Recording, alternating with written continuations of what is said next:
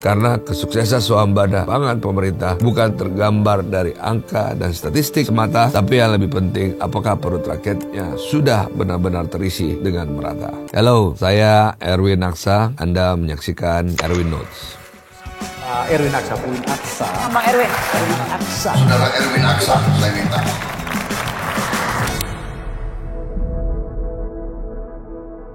Baru-baru ini, Presiden Prabowo Subianto menyampaikan kabar baik terkait ketahanan pangan Indonesia. Resminya tanggal 26 Juni 2025, dan Prabowo menyampaikan rasa optimisnya bahwa Indonesia mampu mencapai swasembada pangan dalam waktu lebih cepat dari target awal. Mengarah kepada swasembada pangan dan swasembada energi. Kita harus mampu memberi makan kepada seluruh rakyat Indonesia. Hal itu tak lepas dari produksi pangan nasional, termasuk beras, jagung yang meningkat signifikan dalam beberapa bulan terakhir. Artinya kita sedang menuju swasembada pangan dalam waktu hanya 1 tahun saja. Capaian ini tentu perlu kita apresiasi karena sebenarnya Presiden memberi target untuk swasembada pangan dalam 4 tahun ke depan. Presiden mengatakan capaian ini bukan menjadi indikator keberhasilan di sektor pertanian, tetapi juga menjadi fondasi penting bagi ketahanan nasional. Presiden menegaskan Indonesia tidak hanya menuju swasembada, tetapi berambisi menjadi lumbung pangan dunia. Optimisme Presiden Prabowo memang bukannya tanpa alasan. Kalau kita bicara data, Badan Pusat Statistik mencatat ekonomi Indonesia pada triwulan pertama tahun 2025 tumbuh 4,87% secara tahunan. Subsektor tanaman pangan yang antara lain mencakup komoditas padi dan jagung tumbuh paling tinggi sebesar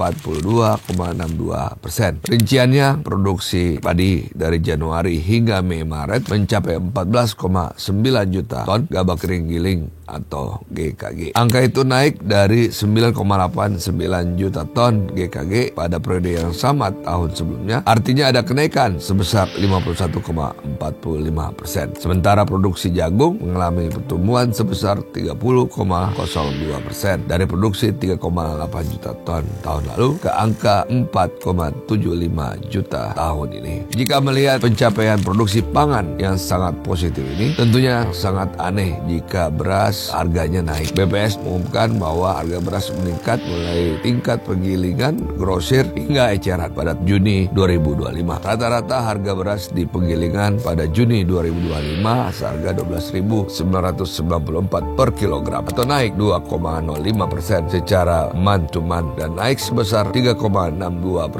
secara year on year. Sementara di tingkat grosir, harga beras naik seharga 13.979 per kilogram atau naik 1,78% secara month to month dan naik 4,16% secara year on year. Sedangkan di tingkat pengecer, harga beras naik menjadi 14.967 per kilogram atau naik 1% secara month to month dan naik 3,38% secara year on year. Ironi kenaikan harga di tengah melimpahnya stok beras ini tentu harus saya suarakan dengan keras karena jangan sampai keberhasilan pemerintah di sektor produksi pangan tidak sampai ke meja makan rakyat. Buat saya, harga beras harus stabil karena ini soal perut bung. Pemerintah tentu harus bergerak cepat mengatasi hal ini. Salah satunya saya rasa bisa dengan cara mempertimbangkan kembali harga pembelian pemerintah untuk gabah yang saat ini senilai 5.000 hingga 6.000 per kilogram. Kenaikan harga di tingkat hulu otomatis akan mendorong harga di hilir atau